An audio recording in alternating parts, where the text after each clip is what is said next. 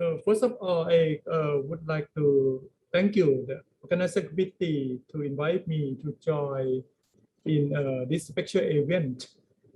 Actually, to open remark, good evening, Professor Chirongwi, Professor Yen Chu Sun, Professor Chin Hong Kao, and Dr. Sewa is my best friends, and also all participants.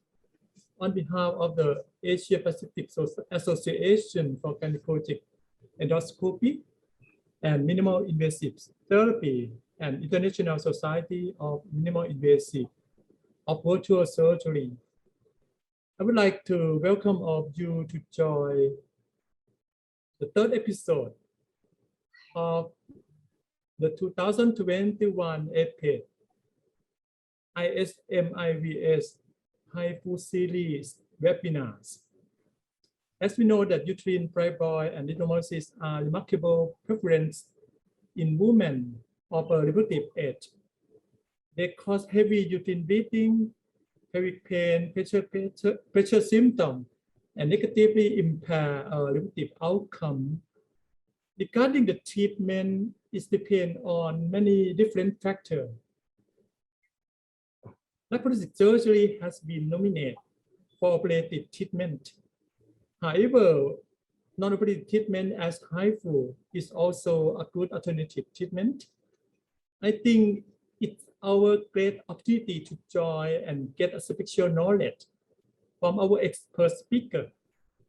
They will talk regarding the treatment of these two treatments, including maybe surgical skill, MRI change, complication, and pregnancy outcome after treatment. I hopefully that everyone enjoy and can expand your treatment knowledge and skill for the best of your patients. Thank you. So now I like to let me introduce myself. Actually, I'm Associate Professor Ampan Chuk Chiran Kit. Currently, I'm acting as a president of the Thai Society of Gynecologic Endoscopists, and also acting as director and also of the Thai German Multidisciplinary Endoscopic Training Center, and also head of the Gynecologic Endoscopy unit of the Department of Gynecologic Endoscopy, Department of Obstetrics and Gynecology, Faculty of Medicine, Spa Hospital, Medan University, Bangkok, Thailand. So now I think it's a good time and not pay the time more to declare opening this webinar. And let me introduce my first speaker.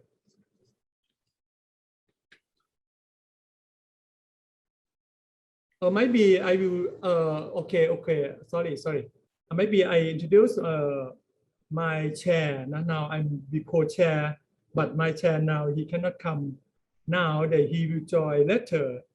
He is a Professor Pachan Menkeshika from Indian. Actually, he now is director of Center of Gynecological Endoscopic Surgery and Institute for Research and Training Minimal Invasive Surgery, Mumbai. He's the president of Indian Association of Gynecological Endoscopy and founder vice president of APAGE, and also a past president on board of the International Society of Gynecological Endoscopy, IAGE. Okay, I think it's enough. So now we like to introduce the first speaker. Our speaker is Professor Chin Hong Kao. Today he will talk MRI change. He will change in uterine myoma before and after HIFU. Okay, let me introduce him a little bit. He is working now in Division of Gynecologic Endoscopy, Department of Obstetrics and Gynecology, Kaohsiung Memorial Hospital in Linkou, Taiwan. Actually, he is a Deputy Secretary General for the APAGE and Deputy Secretary General in Taiwan Association for HIFU Therapy. He also is a Deputy Secretary General for Taiwan Association for Minimal Invasive Gynecology. His specialty is a HIFU advanced endoscopic surgery, less known as robotic. He got award like a best video surgery technique demo using a K-pop, a novel non-invasive training box that everyone can own, and best paper award from Taiwanese Journal of Basic and Cardiology, best video LNA, laparoscopic adenomyotomy, a novel method for APAGE Japan 2017. So I think it's my great pleasure to invite Dr. Sin Huang Kao to talk. Please, Professor Dr. Sin Huang Kao.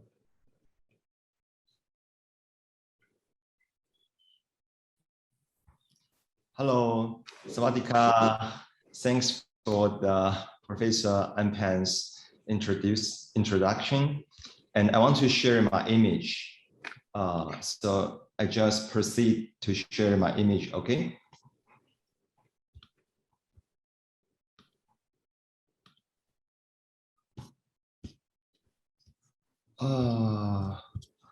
What's my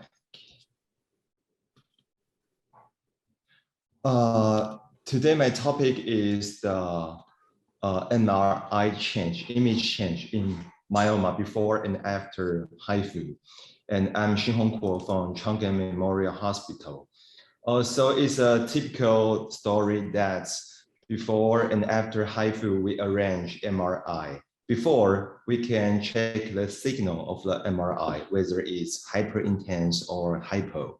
So this case is a hypointense. We know that it's an easy case. Even it's multiple sites, but we just take less than 1 hour to finish this case. And after HIFU, we arrange MRI to check the non-perfusion area. So we can check the successful rate, the non-perfusion area from the preoperative T1 contrast and the post-operative T1 contrast. We just check the size shrinkage, and we can know how success we have.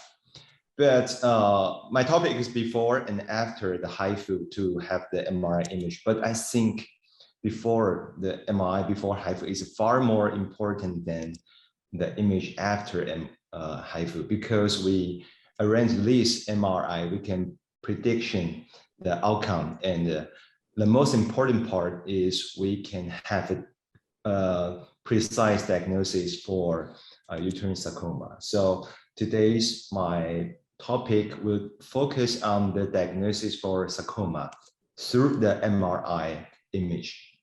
So let's go back to the textbook. There are some classification of the uterine sarcoma. There are 3 origins of the mesenchymal tumor. The first one is the smooth, because I see my uterus, okay, because it's blocked by some window of the webinar. Okay, the first origin is the smooth muscle of the mesenchymal tumor. Another origin is the the sites below the endometrium, we call endometrial stroma tissue. So the third one is a mixed type. So there are some malignant format of the mesenchymal tumor. The malignant format of smooth muscle is leiomyosarcoma. And of the endometrial stroma tumor, the malignant format is ESS, or high-grade undifferentiated sarcoma. For the mixed type, there are MMNT, we also call carcinosarcoma or adenosarcoma.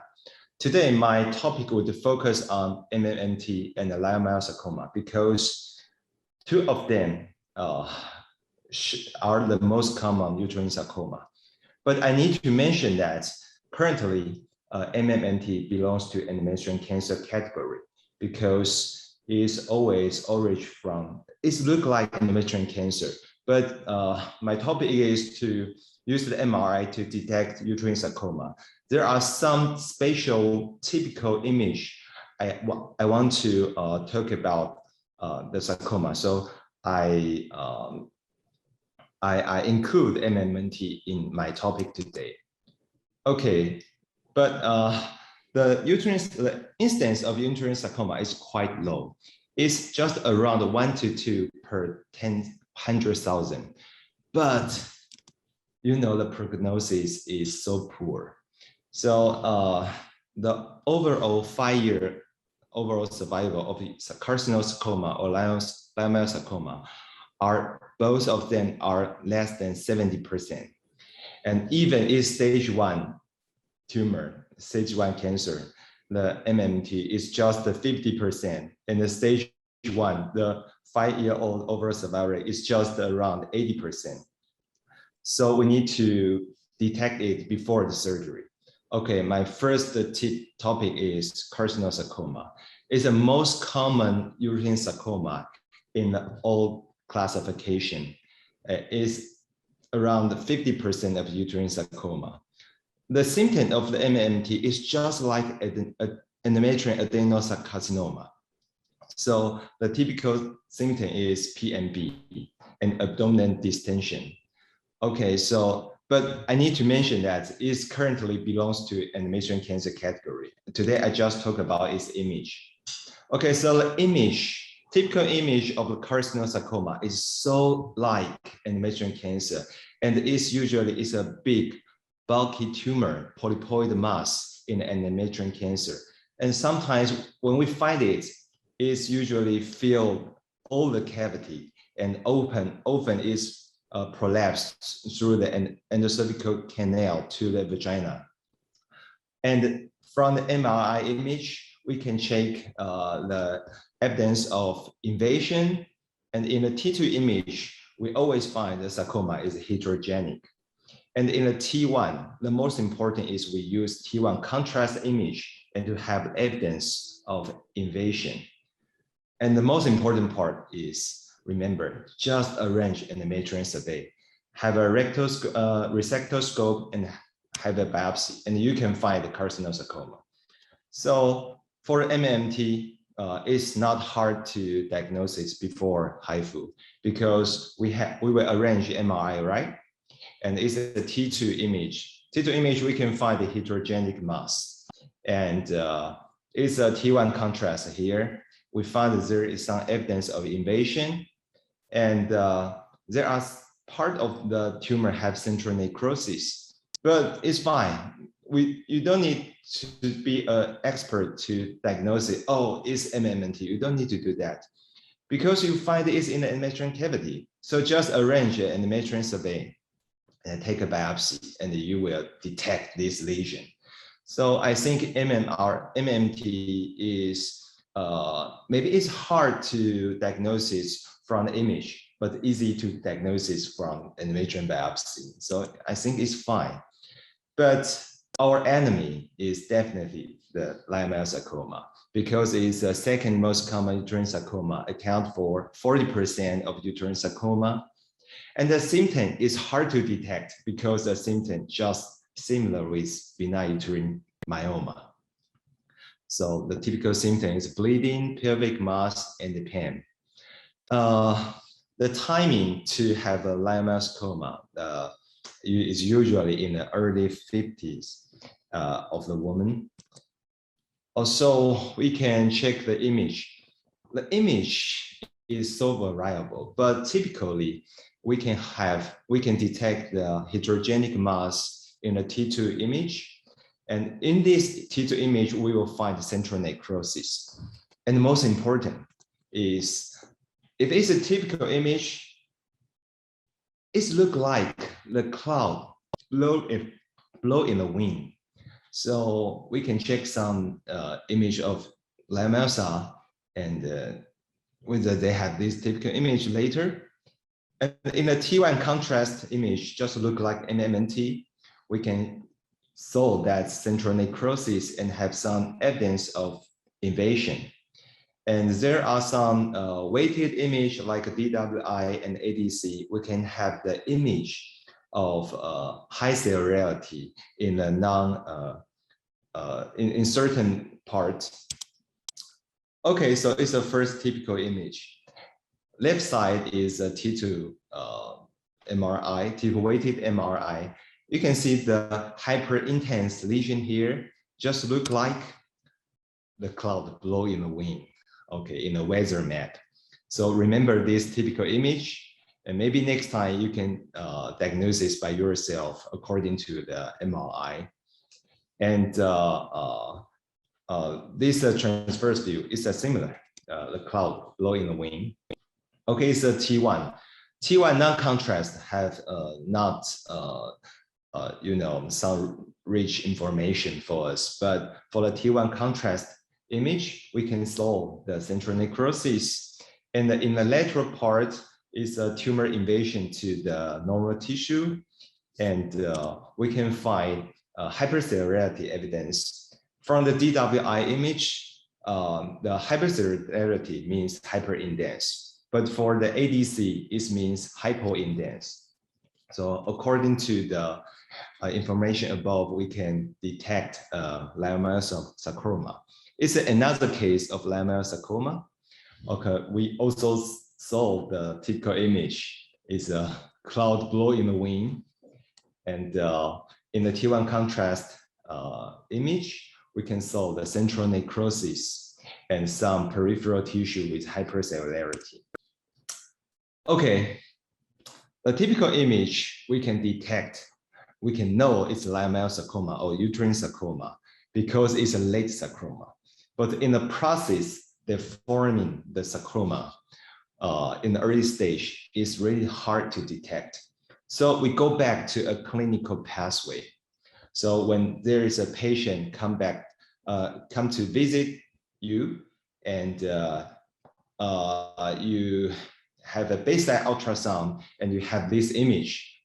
It's a big bucket tumor in the uterus, in the myometrium, and there are some evidence of central necrosis, and the image is quite heterogeneous. Even if it's just grayscale ultrasound, you will gut suspect, this could be a sarcoma. So you will arrange MRI, right?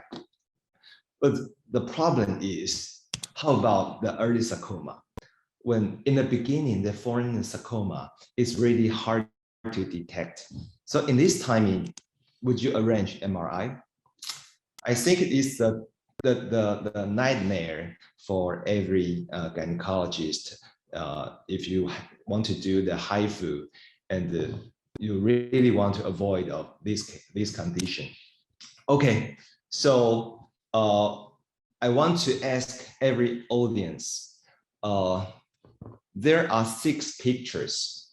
Which one is a leiomyosarcoma? If you just have the grayscale ultrasound, and it's a test. So let's check it one by one, okay? Is bucket tumor heterogeneous central necrosis? Okay, this one, we also have these pictures, and this one is okay. I think everyone could suspect malignant transformation in the above 3 image, right? But how about the below 3 image? Okay, this one is, maybe there is some central necrosis here, but it is quite, well circumstanced tumor. Okay, it's a round tumor without central necrosis, and it's quite homogeneous. This one also. How about that? Which one is leiomyosarcoma? Leiomyosarcoma. Okay, sorry. All of them are leiomyosarcoma. So I want to share a picture, a drawing picture that we have some idea to make diagnosis of leiomyosarcoma. In the process, the foreign leiomyosarcoma definitely is from a single cell and it's got a mutation and change to a cancer, right? But in this time, it's just shared the same picture with benign uterine tumor. And gradually the tumor gut grows very rapid, and the vessel can't feed the tumor. So there is some central necrosis and some debris here. So all of this feature comes to have this typical image of MRI, is a cloud blowing the wind. But our problem is we need to detect the unexpected uterine sarcoma. The uterine sarcoma in the early stage and we can't diagnose it well. So the unexpected uterine sarcoma is our nightmare, and it's also a big news event in the 2014, right? Dr. Amy Reed do the hysterectomy, and the doctor used Paul macerator to macerate the unexpected leiomyosarcoma. So the macerator was banned by FDA in American. So how the instance of unexpected uterine sarcoma? Okay, so we know the instance of uterine sarcoma is about 1 in 100,000, right? But the rate of the instance of unexpected uterine sarcoma is quite high, 1 in about 300. Okay, so it's quite high. So that's why the FDA abandoned the uterine sarcoma. But is that true? Okay, so there is a annual congress in 2015. I attend that in Japan. It's a Japan Society of OBGYN Gynecology and the MIS. The official number to have the instance of an expected uterine sarcoma is lower than FDA published. It's 1 in around 1,500. It's 1/5 rate than the number published from FDA. Why?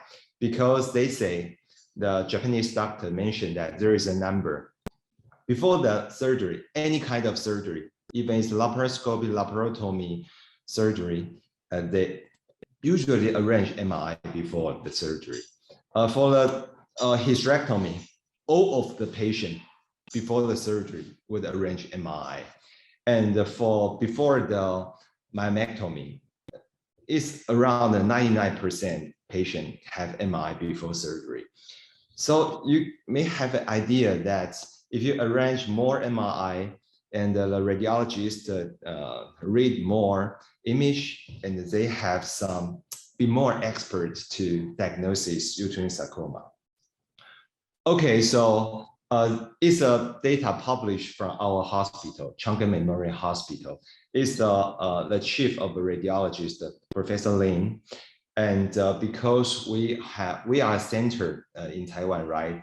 And we do a lot of MRI comparing to the local hospital and other center hospital in Taiwan. So our detection rate is quite high. And the most important is MRI have a very good NPV. NPV means that if the test say it's not cancer, it's really not cancer. So MRI is so important before the any surgery and to detect leiomyosarcoma and rule the leiomyosarcoma or uterine sarcoma out. Okay, so we go back to this 6th picture. So our nightmare is the picture in the below 3, that because all of them are early sarcoma. So how to detect that? In my opinion, early sarcoma is firstly suspected by what? It's not by image, it's not by, because you won't arrange MRI in every case, right? So I think it's suspected by suspicious symptoms. Okay, so I need to announce that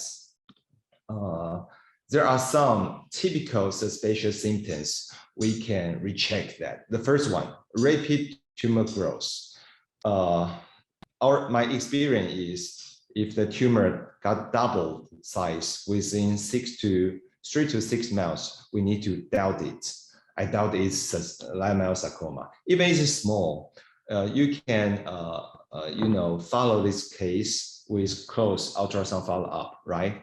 Or you just arrange MRI, persuade the patient to have self-pay MRI because I highly suspect it's MRI. You just explain that. So it's a first sign of suspicious symptom. The second one is because sometimes we arrange laparoscopic surgery. We arrange surgery and we have some premedication, right? The most common is GNRH agonist. the tumor gut growth, even with GnRH agonist, this next timing we need to suspect is leiomyosarcoma or uterine sarcoma.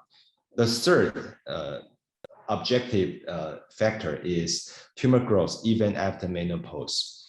In my clinic, usually I check the FSH because, you know, in the age of 50 to 55, it's hard to explain the bleeding because sometimes perimenopausal bleeding or sometimes it's postmenopausal bleeding.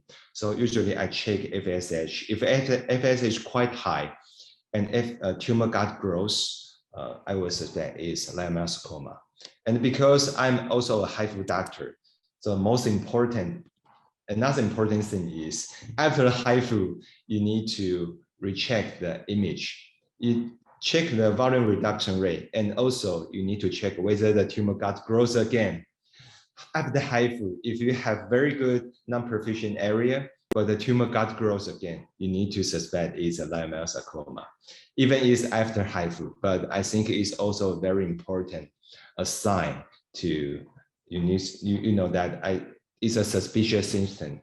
In this timing, you need to arrange MRI, even is the ultrasound, grayscale ultrasound is still very like benign uterine tumor. Okay, so my clinic survey for HIFU and my the take-home image of this topic is that we need to check in the clinic. We need to arrange grayscale ultrasound and to check a blood draw to have some certain marker. But another important issue is you need to ask the symptom, the subjective from the patient, whether there is some suspicious symptom. If that, you need to arrange MRI because the MRI have very high NPV. You need to rule the sarcoma out. And because if the condition is that in your hospital, your radiologist can't read MRI very good, please consult another MRI specialist. And if there is some bucket tumor in the endometrial cavity, please arrange resectoscope and have some biopsy. And if you do HIFU, after the HIFU, please close follow up the image and to detect whether it's grow up even after HIFU. So thank you everyone. That's my talk. Thank you. Thank you so much, Dr. Gao. I think the time is quite limited. Actually, I like to ask you some questions, but maybe we can wrap up later at the end of the session. So the next one will be Dr. Yen Chu Sung. Maybe we later for wrap up the question, no problem. So Dr. Yen Chu Sung, now he is a fellow on the Division of Infertility and Reproductive Endocrinology, Department of Obstetrics and Gynecology from the Changkung Memorial Hospital in Gao, Taiwan. I think he studied, graduate, postgraduate, everything in Taiwan. So let me welcome Dr. Yen Chu Sung for your case presentation, please. Good evening, everyone. My name is Yen Ru Song, and I am a fellow research doctor of Changkung Memorial Hospital. It is my pleasure to be here and share the following clinical cases. Case 1 is a 32-year-old nulliparous female suffering from secondary infertility for about 3 years. She has underlying disease of adenomyosis, which is the main contributor of her female factor infertility. Her partner has bilateral varicocele that were treated with varicocelectomy. She first came to our outpatient clinic in 2015. Sonography and lab data then revealed adenomyosis. So medical treatment with GnRH agonist was given for 2 months. Unfortunately, her OPD follow-ups afterwards did not show much improvement. So through discussion with the patient, she decided to undergo surgical intervention. After her laparotomy, adenomyotomy by Osada method, her CA-125 level returned to that of normal range. Therefore, after taking oral pill for 2 more months, she started her IVF cycle. 16 oocytes were obtained via GnRH antagonist protocol. Endometrium preparation with artificial cycle were implemented with exogenous estradiol and progesterone. After embryo transfer, she successfully became pregnant and delivered at 33 weeks of gestation due to preterm labor. The diagram below summarizes the step of her IVF cycle. Our second case is a 32-year-old primigravida female suffering from primary infertility for about 3 years due to adenomyosis and endometrioma.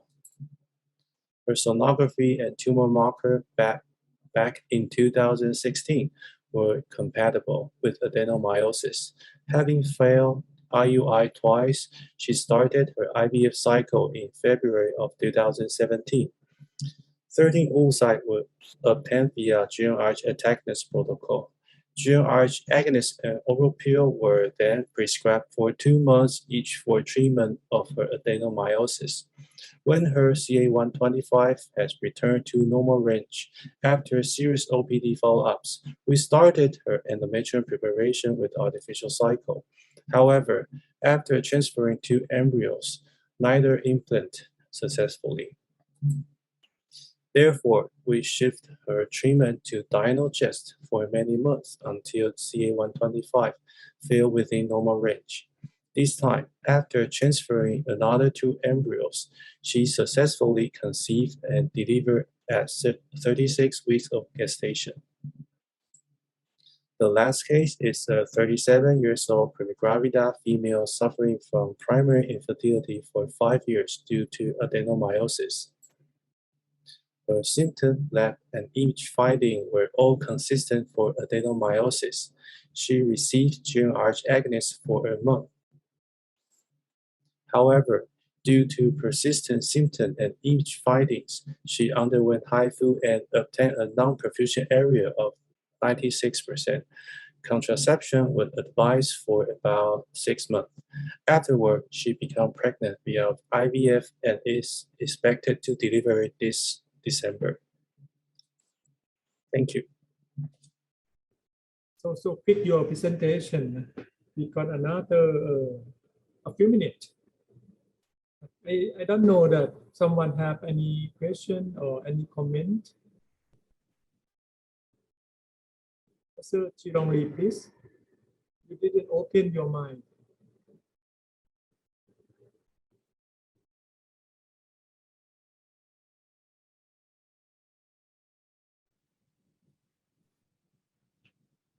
So, Professor Leong Lee, you like to comment something? You forget to open your microphone. Okay. Yes. We will discuss later about how to management the patient. They have adenomyosis and they want to get pregnancy. In this situation, you can find these 3 cases is quite different. First one, she tried to use the laparotomy, adenomyotomy by Osada method. And the later, second one, they just have give them the medical treat. And the third one, they using the HIFU. So this 3 is all is a very effective method. So maybe many of us will confuse about why the patient will choose using the open method and another using the laparoscope method. And the third one, we use the HIFU method. And we also want to introduce a little bit about the HIFU management for the adenomyosis. So I think we will discuss after my lectures. Maybe we have some idea on why we're doing the treatment. And we also show the protocol from the Chinese Medical Society and the flow chart for the patient. They suffer from adenomyosis, and if they want to get pregnancy, then how can we do? And I think there will be a more clear view for the audience to understand how can we deal with the patient. Okay, so Thank you. yes, okay, thank you. Okay, thank you so much, Professor Chirongwi. So I Yes. think the next speaker, I think no one don't know him. No? He is Professor Chirongwi, Chairman Board of Trustee of APAGE, Professor of Changkeng University. Actually, he is the honorary fellow of the European Society for Gynecologic Endoscopy. She is also a Chinese Obstetrician and Gynecologist Association. Things, and another one is Philippine Society for Gynecologic Endoscopy. So actually, his specialized is in infertility treatment, IVF, malignant tumor, and also genital tract malformation. So I think it's my great pleasure to invite you to talk at this topic. Professor Chirongwi, please. Ladies and gentlemen, today I want to share you about the impact of management of adenomyosis in infertile patients. I'm Dr. Kilong Lee. I'm the chair of Board of Trustees. So we organize so many annual congress all over the world. 2017, the annual meeting in Yokoyama, Japan, organized by Masaki Ando, and also a very successful one, and more than 3,000 participants in this conference.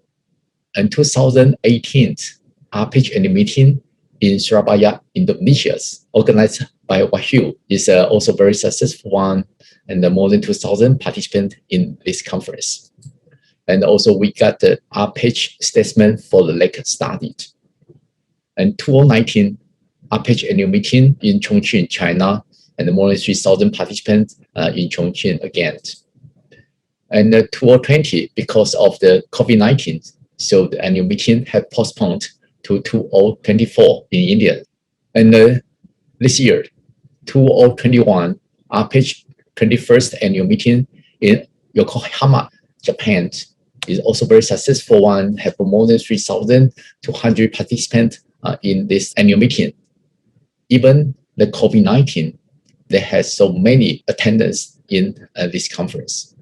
Next year's 2022 annual meeting will be in Taipei.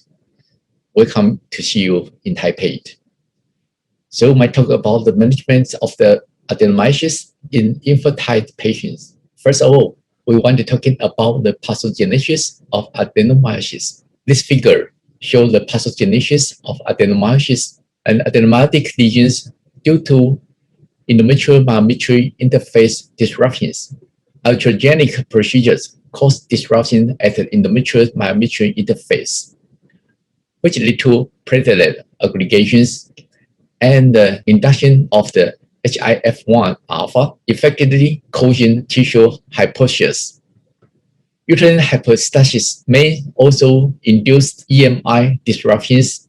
As a result, genes involved in estrogen productions are upregulated, resulting in increased local productions of estrogens and subsequent inductions of the both estrogen receptor alpha and also the estrogen receptor betas, which in turn lead to induction of the oxytocin and oxytocin receptor signaling in an increased uterine peristalsis. In addition, tissue hypoxias activate TGF beta-1 and the VEGF, PDGF, COX-2, and the SDF1 signaling pathway, leading to increased angiogenesis, vascularizations, and recruit BMD stem cells to the winning side.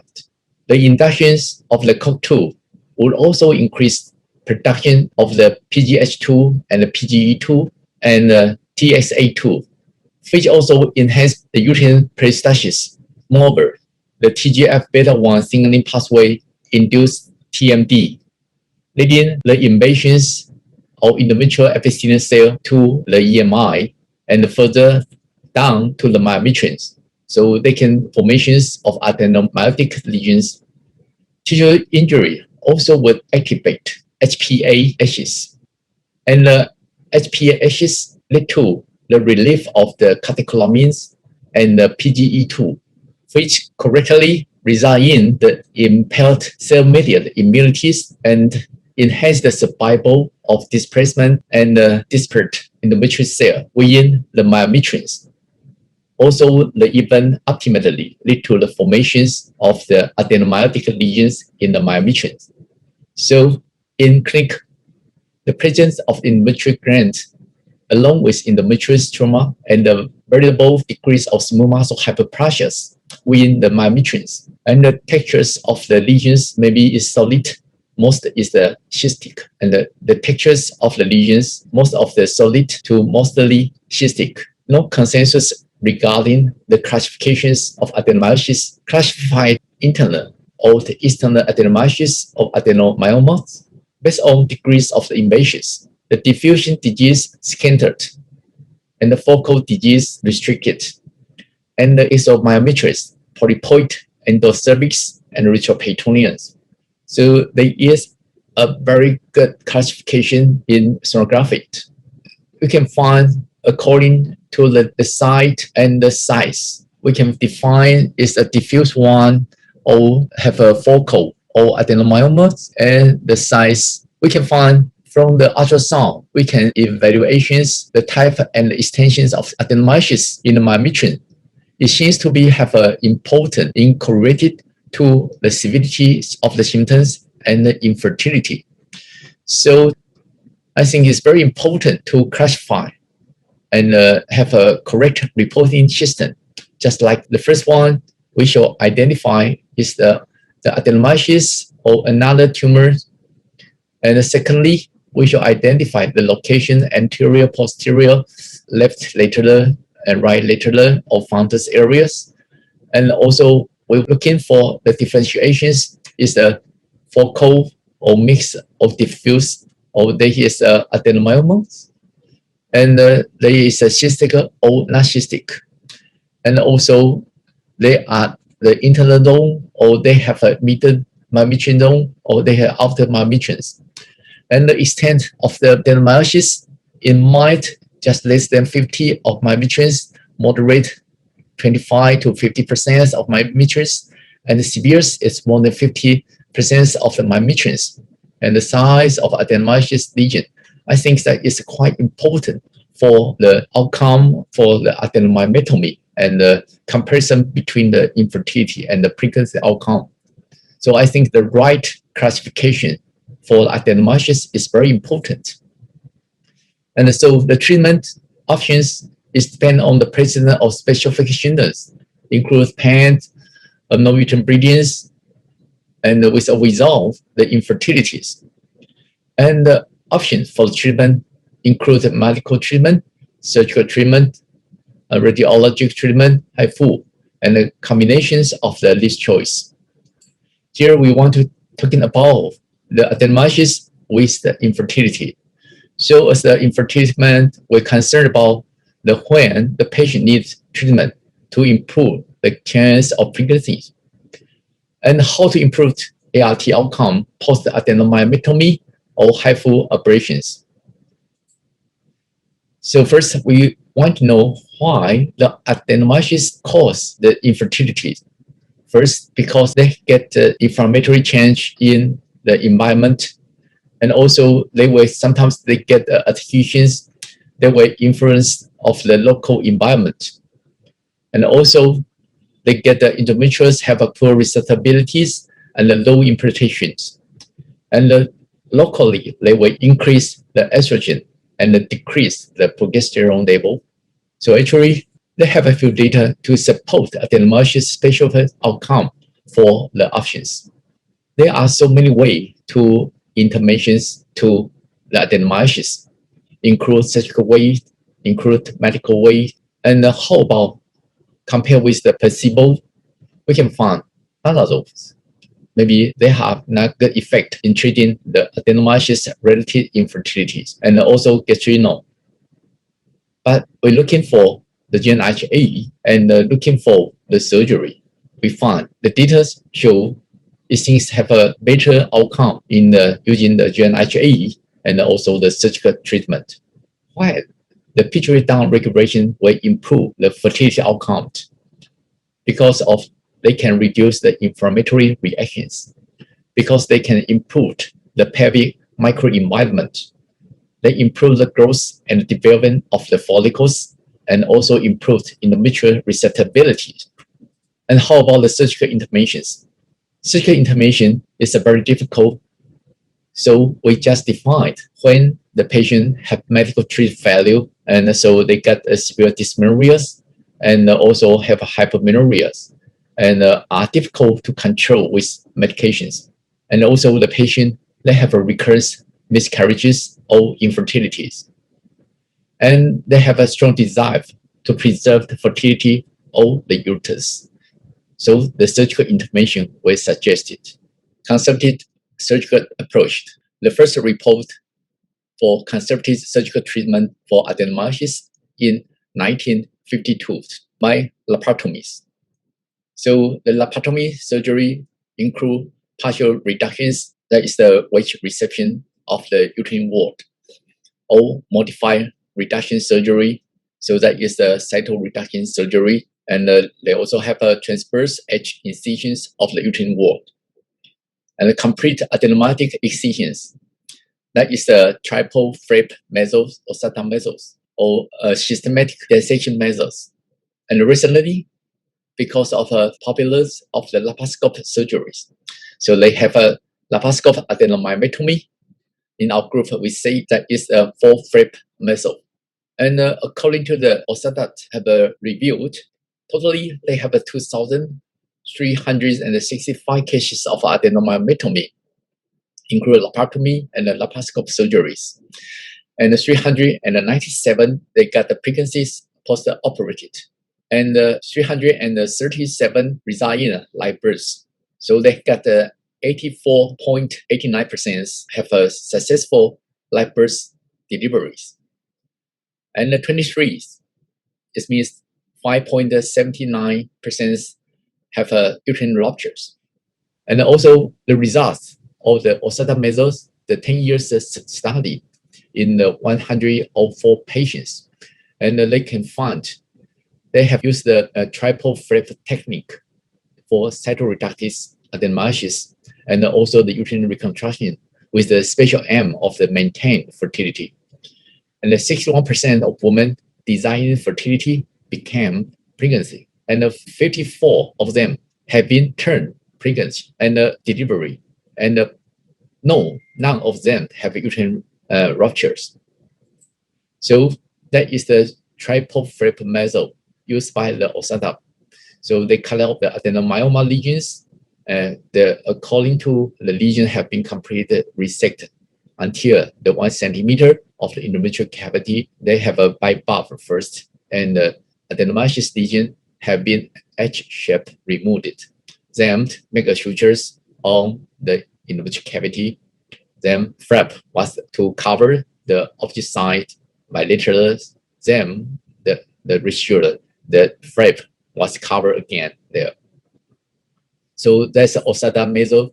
I get a very good result of the surgery. How about the laparoscopic adenomyotomy?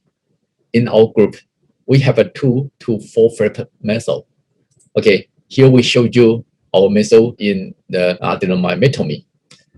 Whichever the surgical rule we use, the challenges of the adenomyotomy include possible misdiagnosis and also the defining the extent of the resection. Here, the first endometrioma, we have a drain of the endometriomas, and we suspend the ovary first. Then we use the ultracision to open, to resect the adenomyosis lesions using the transverse line on the uterus until the endometrial cavity. So we can find here, they just about the 0.5 centimeters subcellus layer have a relative normal tissues here. So we use a tentaculum to withdraw the endometrial lesions, and they use harmonic scalpel to excite the lesions.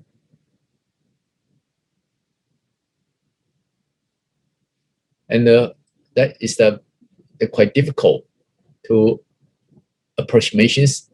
And during association, the complication is the most difficult in adenomyotomy. And here we can find all the tissue is quite solid and condensed because of fibrotic change on the myometrium here. Okay, we use the section irrigation on the left hand and the harmonic scalpel on the right hand, and resect it as much as possible until the image cavity. The principle of surgery mimic those of the myomectomy, so we can left the normal tissues as possible. And this cytoreduction surgery, they still have some visual tumor just left there. But here is the relative normal tissues already here. So first, we cross the first layer of the myometriums, just like the cesarean sections, across the day space first, just like in the myomectomy. And the second layer, we just have a approximation further.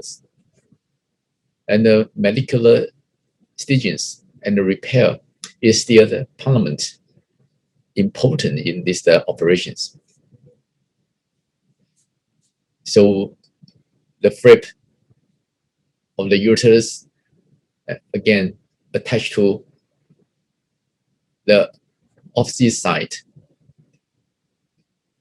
And the fourth layer sutures were approximation again.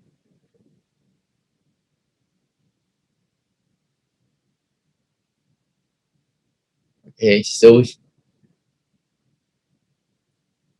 here we can find the uterus have become almost a normal size again. So another video showing how to reduce the bleeding during the surgery. Okay, during adenomyotomy risk during the laparoscopy includes you can have a UNHA preoperatively, or you can use the uterine artery blockages during the surgery, or you can use the vasopressin injection in the uterus. And also you can use oxytocin infusion during the surgery.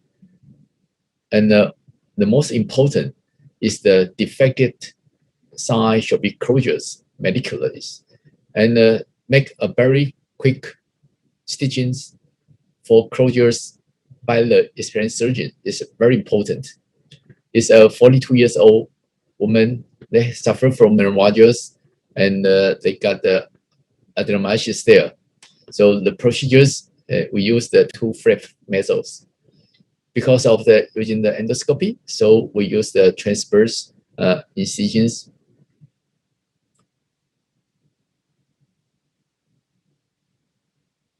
So here is the adenomyosis, and we use a harmonic scalpel to remove it all.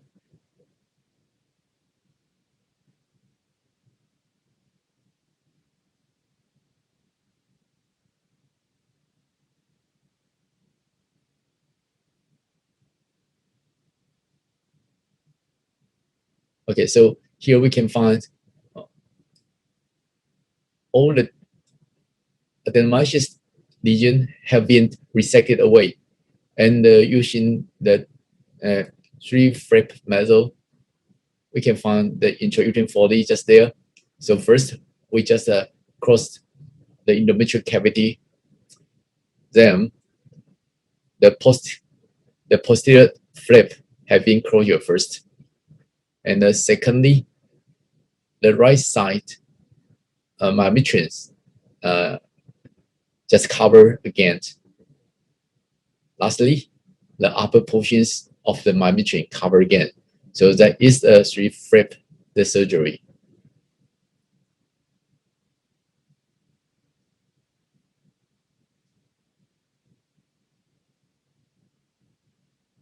So we can find the right side myometrium have been approximated on the left side. And the upper myometrium is covered again. So here we can find that is a three-flap meso here.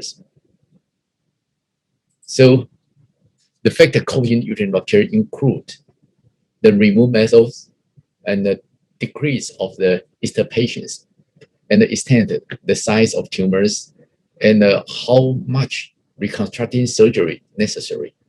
And the wound, did you get infections? And how long after the surgery they get conceived? And how about the skill of the surgeons? And also they have some disadvantages of adenomyosis. Because of the disadvantages of adenomyotomy include they have changed the environment of the pelvic cavity. And also they get a higher rate of uterine rupture during delivery or in labor.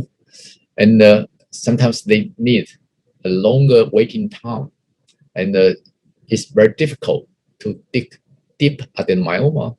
And in my personal suggestion, at least 50 laparoscopic myotomy experience you need before you're doing a laparoscopic adenomyotomy, especially for the diffuse type adenomyotomy.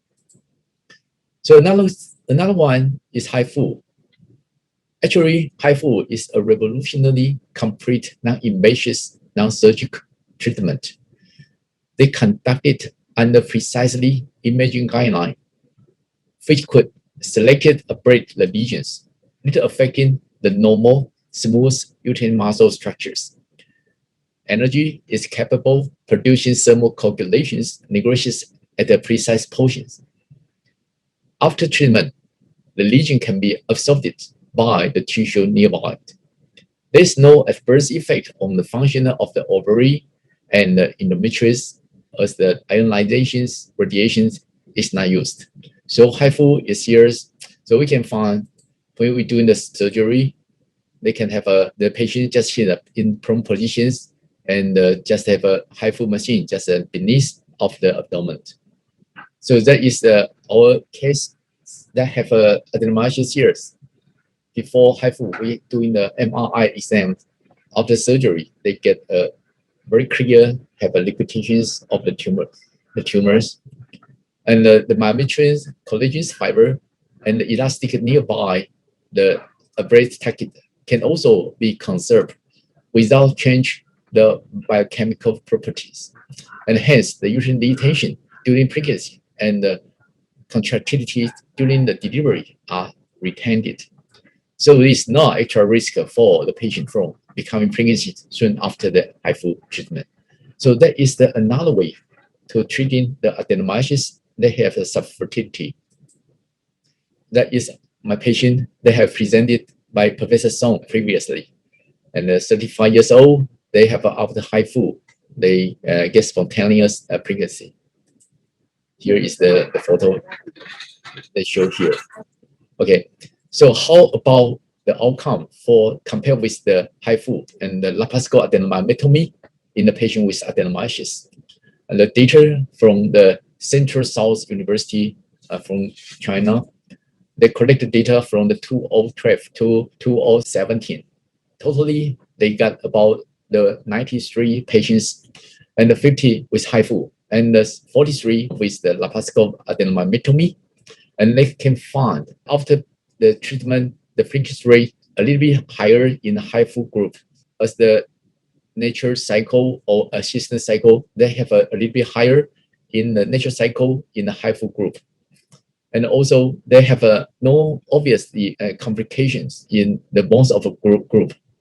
So make a conclusions, HIFU show a safe and effective profile as therapeutic management option for the patient with adenomyosis. And HIFU treatment achieve a better postoperative reproductive outcome in compare with the laparoscopic adenomyotomy. Because of laparoscopic adenomyotomy, they will be very technique dependent, and HIFU treatment should be encouraged in implement in the clinical practice. So, who will be the benefit from the uterine spreading surgery for adenomyosis associated with the subfertility? From the paper from the Japan, Dr. Kishi, we're talking about the patient below 39 years old and beyond 40 years old.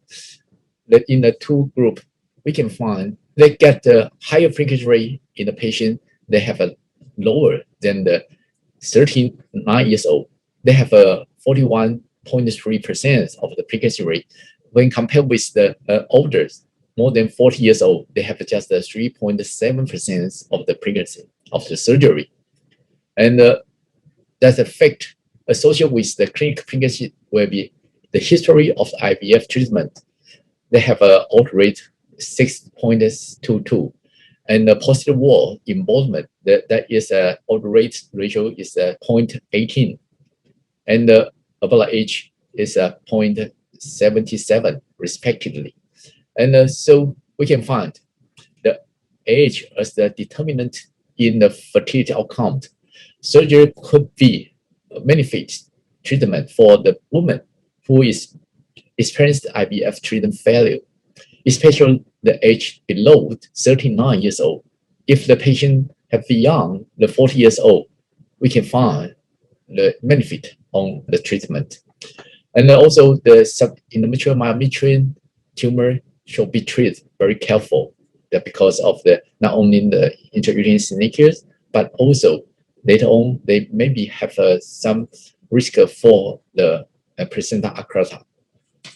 So they have a very good flow chart from the China Medical Society, the Society of the OB/GYN, and the patient, if they got adenomyosis, and if they want to have a ART, I think the age, if lower than the 39 years old with no more ovulations, so in this situation, UNIHA treatment maybe is quite good. And after treatment, if the uterine size is still largest, then we use the 3 to 6 months again. If the size have decreased, then maybe we can use the frozen the embryo transfer. If not, we can have a conservative treatment. And if the uterine size less than 12 week extended age, then you can have an embryo transfer. If they have a recurrent miscarriages, then we can have a conservative treatment, adenomyotomy or HIFU surgery. And waiting for 3 to 6 months later, we can have a frozen embryo transfer again.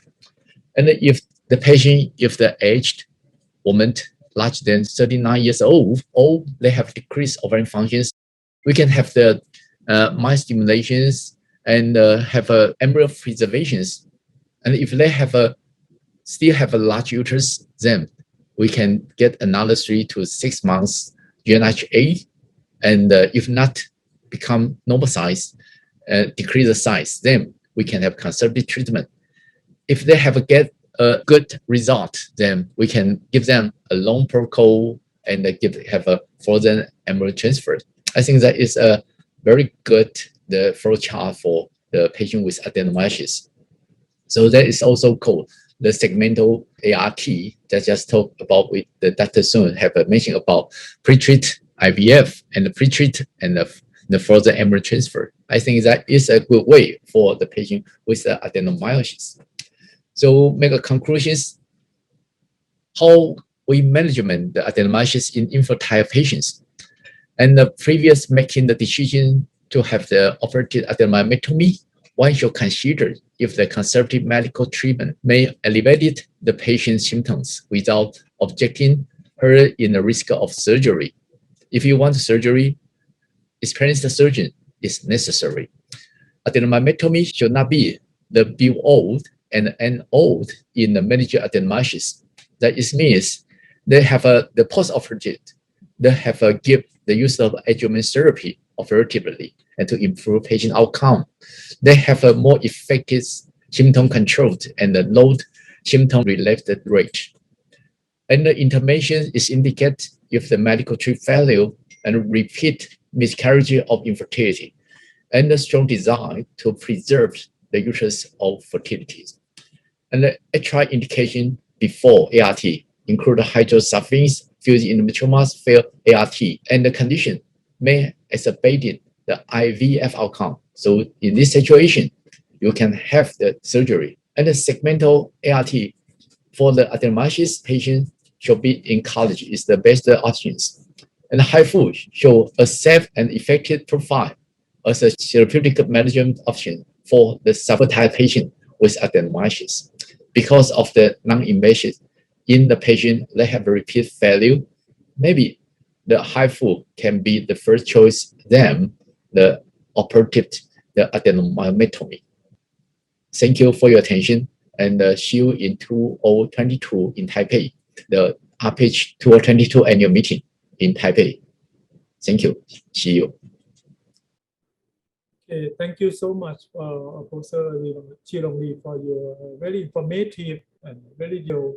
But unfortunately, we have no time more for discussion now. We already 13 minutes over. So I think I will jump to Dr. Selva first. And finally, we might be wrap up and for the Q&A again, okay? Yes. Okay. So the next topic will be a video presentation from Dr. Severaja Subramaniam. We also call him just only Selva and Mr. Superman. So actually Selva, he is a consultant, obstetrician and gynecologist and a subspecialist in reproductive medicine at the private hospital in Malacca, Malaysia.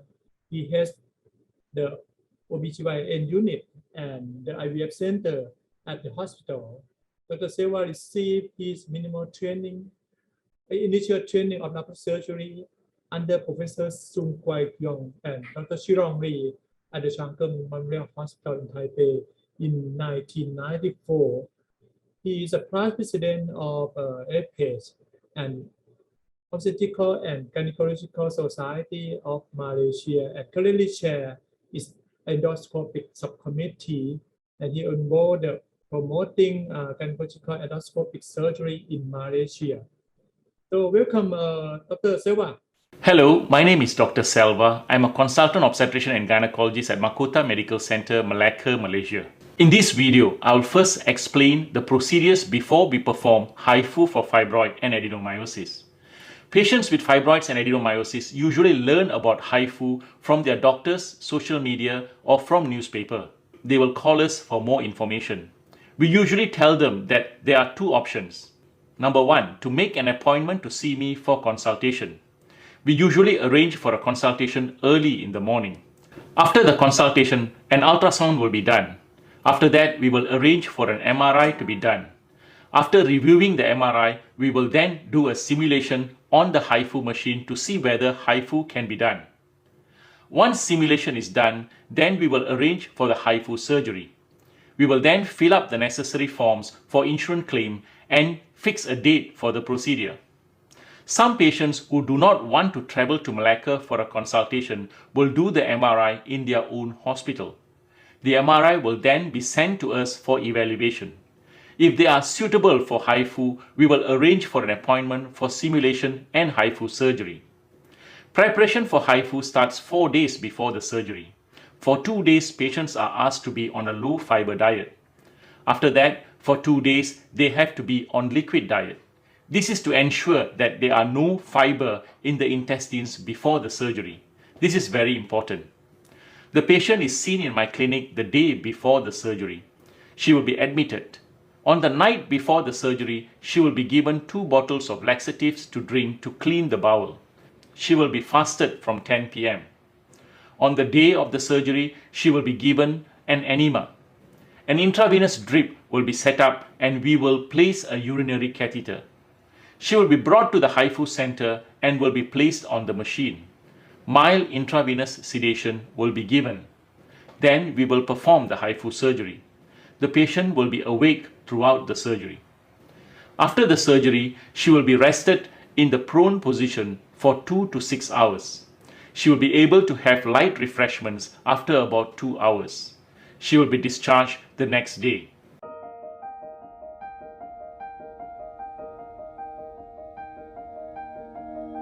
Fibroids and adenomyosis are common diseases in women. Fibroid is a benign growth of the muscle of the uterus.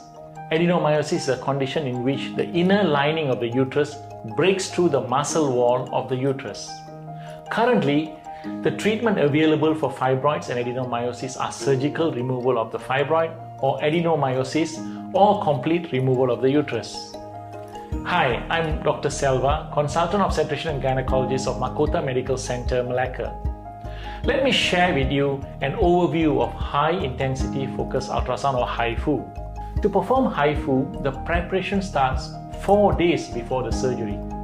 The patient must be on a low residue diet for 2 days, followed by a liquid diet for the next 2 days.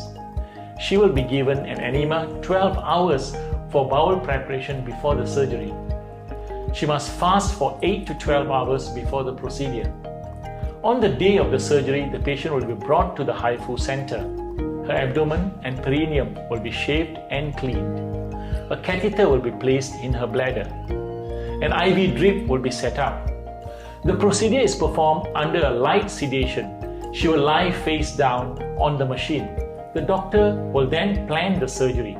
The surgery will take about 1 to 2 hours to complete. HIFU is a technique whereby an ultrasound beam is brought to a tight focus in the fibroid and adenomyosis, heating up the tissue within and destroying the diseased tissue without causing any harm to the surrounding tissues. Makota Medical Center will be the first hospital in Malaysia to introduce the ultrasound-based HIFU. There are many advantages of HIFU. It is a non-invasive therapy. There is no scar in the abdomen. The patient will not experience any blood loss and there will not be any blood transfusion. The patient can communicate with the doctor at the time while the procedure is being done. It is not done under anesthesia. It is only done under light sedation. The patient will only experience minimal discomfort after the procedure. She can return home when the sedation is worn off after about 6 to 8 hours. In conclusion, HIFU provides women with a good option to preserve fertility and the ability to quickly return to normal activities after treatment.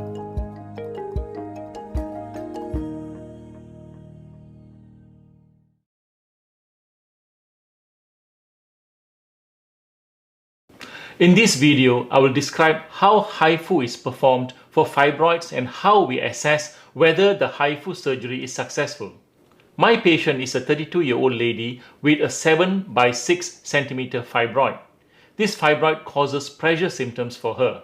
Ultrasound showed a large fibroid measuring 6.76 times 7.16 centimeter. There was another smaller fundal fibroid measuring 1.65 times 1.74 centimeters. MRI was performed in another hospital and it was not very clear. This is the T2W1 sagittal MRI showing the dark uterine fibroid. This is a contrast sagittal MRI showing that the fibroid is vascular. She underwent HIFU surgery.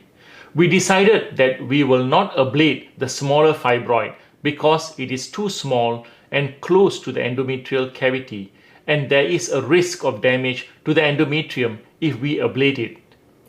Microbubble sonoview was injected before the surgery. You can see the blood flow in the fibroid. The fibroid was very vascular. This is the complete video of the HIFU ablation running at 20 times the speed. The whole surgery took 48 minutes.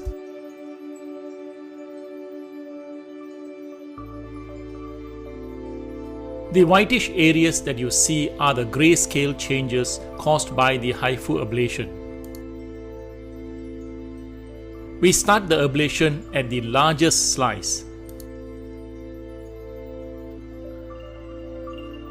The focal point is moved from one point to another until sufficient energy is given to each slice.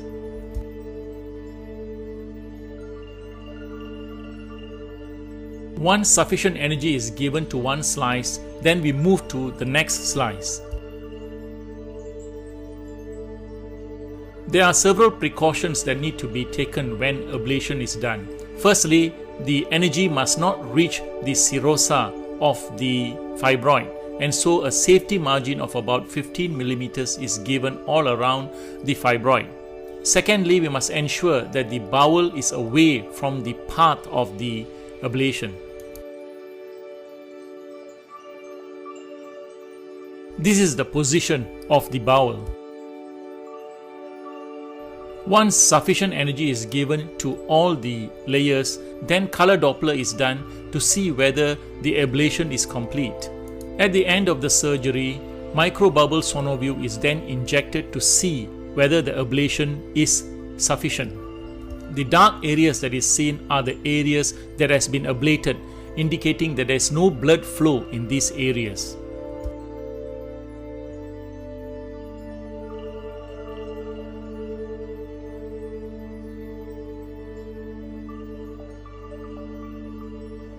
The probe is then rotated so that the fibroid can be seen in the transverse view.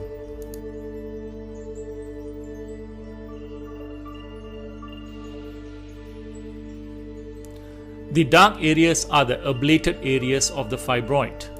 Microbubble sonoview is a good way of determining whether the fibroid has been completely ablated.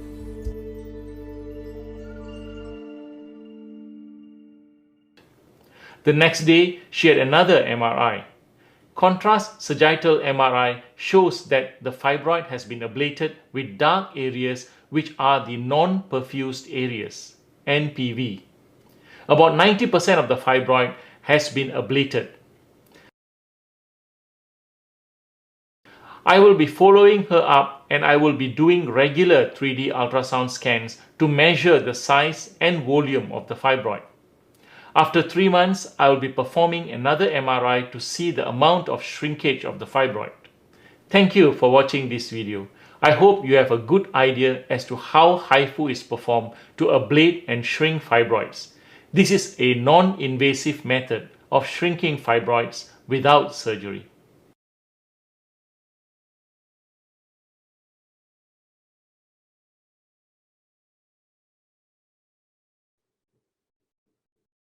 Okay, Dr. Seva, you have any a little bit topic? You No, I have nothing also else. attend in our. I have nothing else. Just waiting for the question, right? Yes, I am here for the questions. Yes. So now we have about 11 minutes for the question and answer.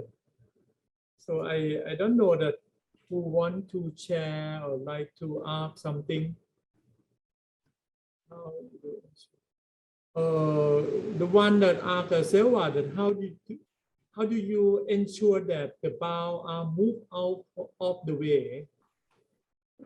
Selva? This is my friend Dr. Eileen from Philippines. Yeah, there are several things that we do to move the bowel away. Of course, the first is before the surgery, we have to prepare the bowel to make sure the bowel are not filled with any fluid and less air. That's the first step.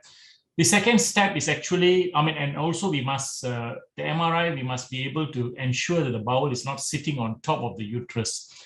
Patients who have had previous myomectomy, previous adenomyometemy, these are dangerous patients. They may have bowel adherent to the uterus, and if we can see that on MRI, we will not do surgery, not do HIFU for them. So only patients who do not have adhesions of the bowel, especially to the anterior part of the uterus where the fibroid or the adenomyosis is, that we will do HIFU. During the surgery, during the procedure, HIFU procedure itself, there are several techniques that we need to learn, and this is something that I'm still learning. One way is actually to use the bladder to push the bowel away. In some patients, we fill up the bladder, and the bladder itself will move the bowel away. The second way is actually, we have got something called a balloon, which only when you do HIFU you will understand. It's a balloon that is placed between the patient and the probe, and that balloon is placed in such a way that we can push the bowel away. So when you start doing HIFU, then the HIFU doctors will teach you how to do it, and you will learn that you can push the bowel away. Of course, if you cannot push the bowel away, you will not be able to ablate that areas where the beam is going through the bowel. So you will be ablating only more on the foot side and not on the head side. And this is one of the disadvantage of HIFU. So sometimes we cannot reach the what we call as the fundal side of the fibroid adenomyosis, and that may be spared because it's obstructed by the bowel during the pathway. So when you start ILANE, then we will understand this better.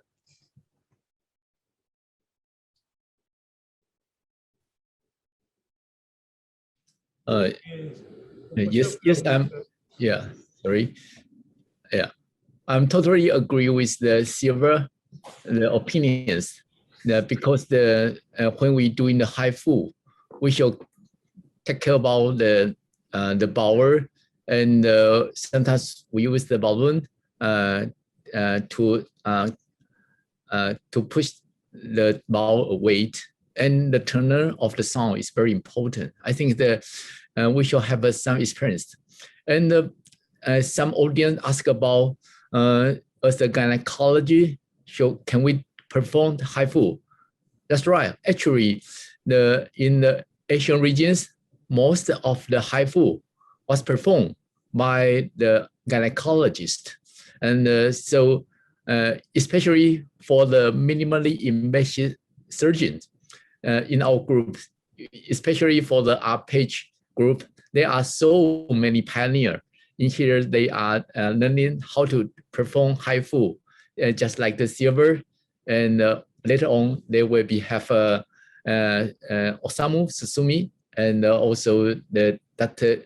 Guo, and also the another is about the Nikiwai is very famous, and also many doctors is begin from the minimally invasive therapy, then shift to HIFU treatment. So I think that is quite good, because one is the minimally invasive, and the HIFU is we can say the micro invasive therapy for the patient. So I think that is very nearby between the two techniques. So I encourage every one of you, every endoscopist should learn how to perform this micro invasive or non-invasive technique. So I think it's really interesting, the HIFU treatment, but I think many one is wonder why we use HIFU instead of like a laparoscopectomy.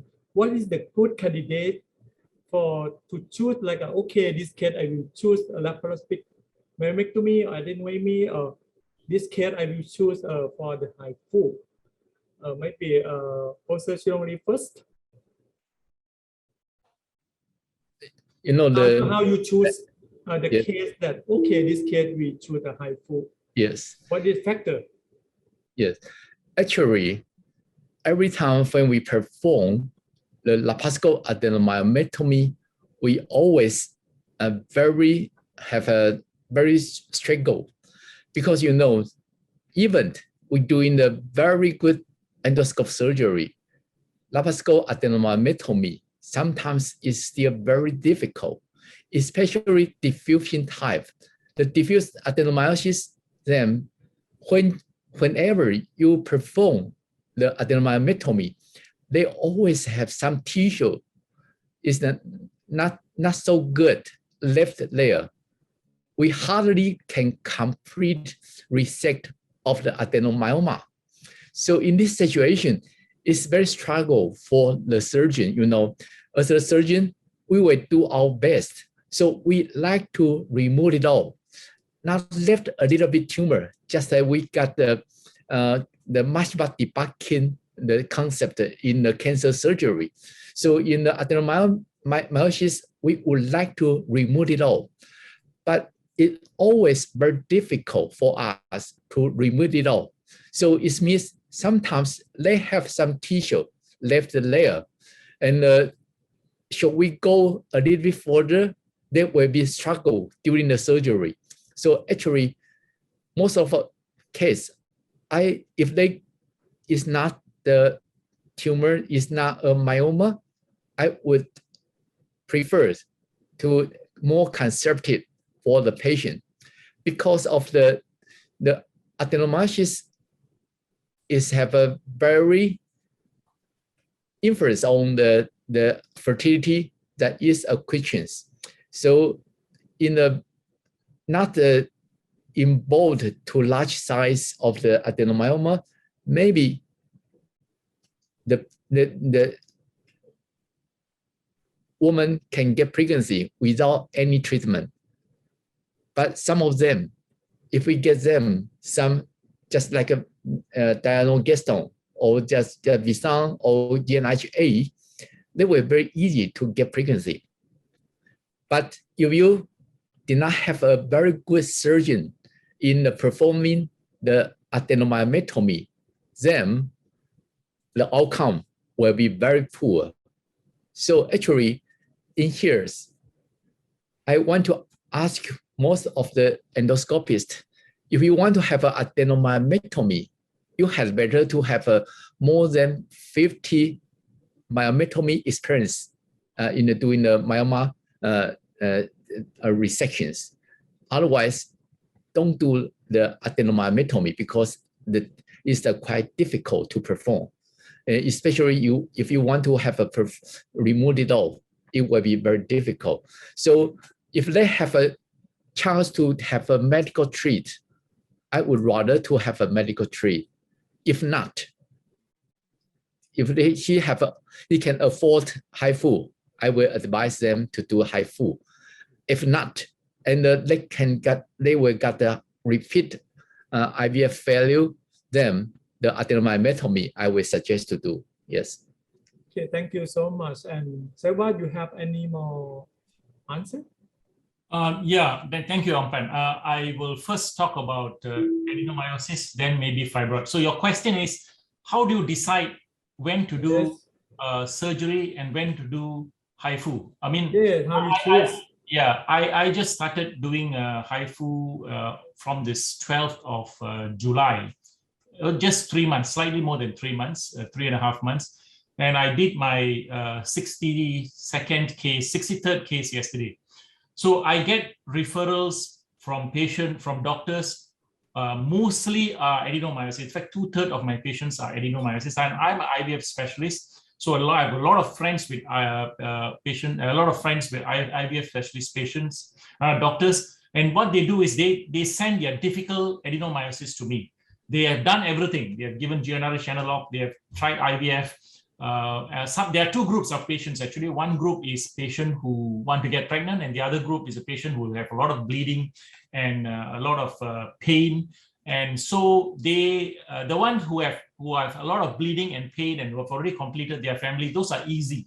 Those patients are easy because they refuse hysterectomy and they don't want to do adenomyotomy. I mean, everybody will tell them to remove the uterus, but they don't want to have hysterectomy. So they are sent to us to do HIFU. So I perform the HIFU in the hope that we will shrink the adenomyosis and the patient don't have to have a hysterectomy.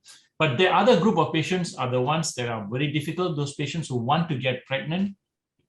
Now, adenomyotomy, I've been doing adenomyotomies and I don't get good response with adenomyotomies, and I always worry about uterine rupture. I have not got a single patient of uterine rupture because I don't do that many adenomyotomy.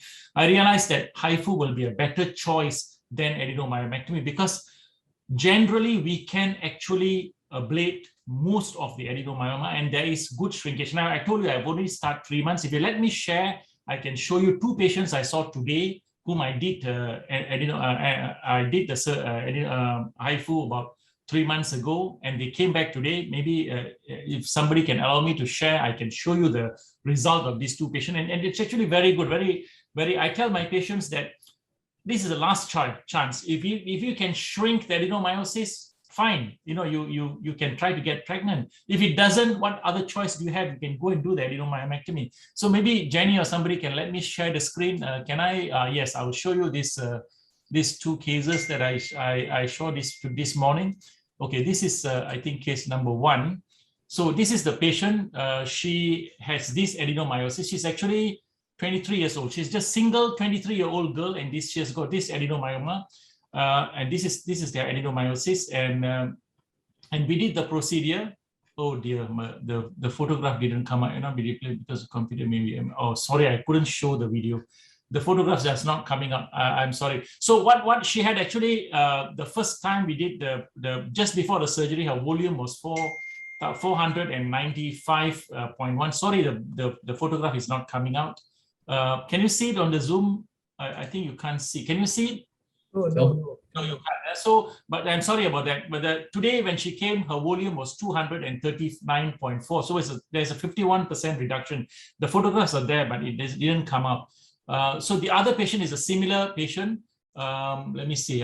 This one you can see, isn't it? This is a second patient. This video has come out. This is the second patient. This patient is a bit older. She is 46 years old, but she doesn't want to get pregnant anymore. And this is her MRI just before, so it's done on the 19th of July. And the measurement was 600 centimeter cube by calculation. This is the ablation that was done. This is done today. This is the MRI today. And you can see that the reduction is 58% reduction in the volume of the uterus. And she's very happy. So, this is the advantage of HIFU for this kind of patients, that we are not very happy to do the adenomyometry, and these patients have tried everything, have failed, and so this is another option for them. So that's adenomyosis, as what Professor Lee Chi-Long has mentioned. As for fibroids, patients are excited because when they have a fibroid and you tell them that, you know, I don't need to do surgery, I can do this, I can kill this fibroid by HIFU, they get excited and they want to do HIFU surgery. But I don't get all those nice 5 centimeter, 10 centimeter fibroids. I get the ones that are 22-week size uterus with many fibroids, 2 or 3 operations done before, and nobody wants this kind of patient, and then they send them to me. So we try our best to try and shrink this fibroid, but ultimately that will be a decision of the patient whether they want to choose to do laparoscopic myomectomy or they want to do HIFU. And I always tell them that when I do, I always tell them the benefits and the risk and benefits of myomectomy and HIFU. I say I can do both. I can do a laparoscopic myomectomy. This is an 8 centimeter fibroid. I can do a laparoscopic myomectomy easily. The advantage is that the whole fibroid is removed. We repair the uterus. You don't have any more fibroids. Whereas if I do the HIFU, you don't have any surgical scar. You can go back to work tomorrow or day after. But there is a 90% success rate. There may be a 10%, maybe 5% to 10% that the fibroid will not shrink. Of course, we choose our fibroids very carefully. Those fibroids that are non-vascular, very easy to access, that can be done. But currently, all the fibroids that are doing are all the ones that nobody wants. Everybody don't want to do this kind of fibroids. They send it to us to try and do. So we help them. We try to shrink the fibroids for them. So that's basically it. But ultimately, I think it's the patient who decides which one they want. Somebody asked whether there is benefits for fertility. Of course, there's benefit. If you have a good fibroid, a very hypo-intense, dark fibroid that responds very well, you do a HIFU for them. After 3 or 4 months, it shrinks, they can get pregnant and they don't have to worry about uterine rupture, they can deliver normally. So it's a matter of what the patient wants to, choice is. I hope I answer your question, Ampan. Okay, very good. But I think I like to ask Dr. Gao. He didn't talk anything after his topic. The question is, how do you know what the uterus is ready to be pregnant? I don't understand this question also. Another one is anesthesia, what you use. It's not anesthesia, but you use some light anesthesia, what you use also. Maybe Dr. Gao first and then Selva. Excuse me, you hear me? Yeah, sure.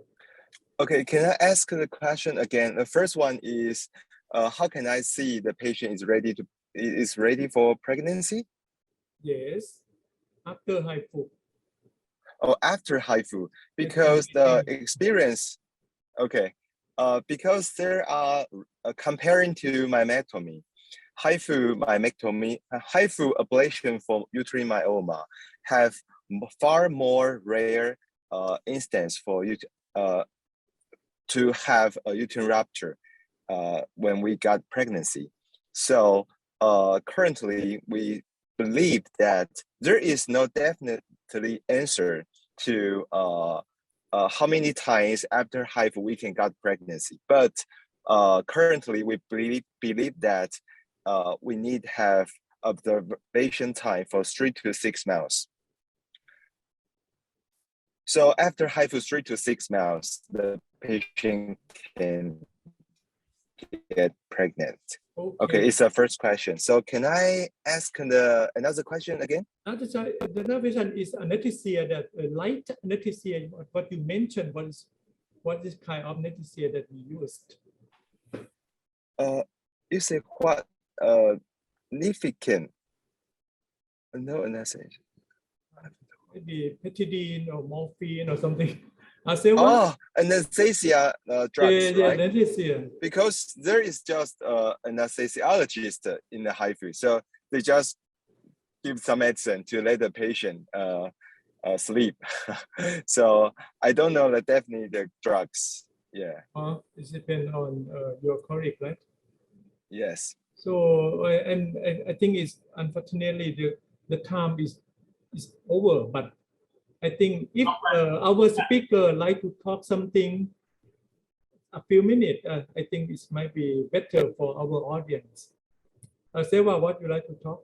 Yeah, Ampan. Firstly, I mean, I agree with Dr. That we wait for 3 to 6 months for the patient to get pregnant. But if the fibroid shrinks, if it shrinks to half the size, then we can tell her go and try and get pregnant if they want to try pregnant on their own. As far as anesthesia is concerned, I'm very familiar with this because we just started and we were all struggling how to do it. So what we give is we give fentanyl and we give domicum, which is midazolam. Midazolam and fentanyl are titrated very, very low dose. In fact, for a 2-hour surgery, HIFU surgery, we only use 5 milligrams of midazolam and maybe 200 micrograms of fentanyl. So very low dose. So it is given every 20 to 30 minutes, and we call it a conscious sedation. That means we're actually talking to the patient while they are doing. So it's very, very low dose. Imagine 5 milligram of midazolam given over a period of 2 hours. It's very, very micro dose. And it is calculated, I think something like 10 microgram per 30 minutes or something in that line.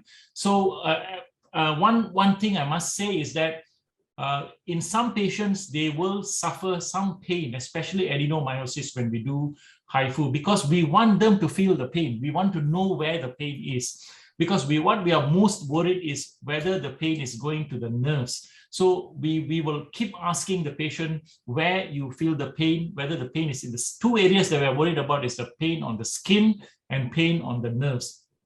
If they say that the pain goes down the legs, then we know that the heat is going laterally to the nerves, and then we will reduce or move the ablation to another side.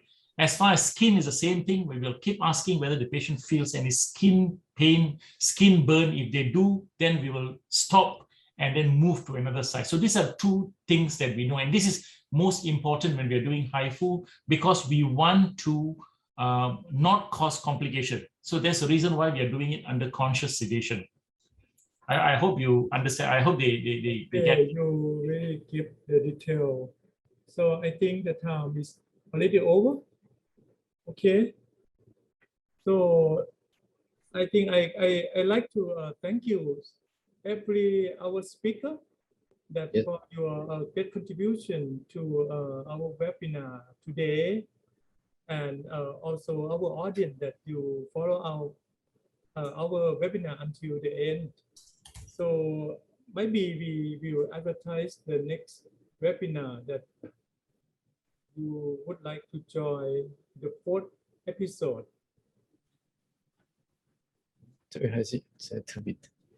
So this one is everyone is welcome to join our next webinar on the December 16th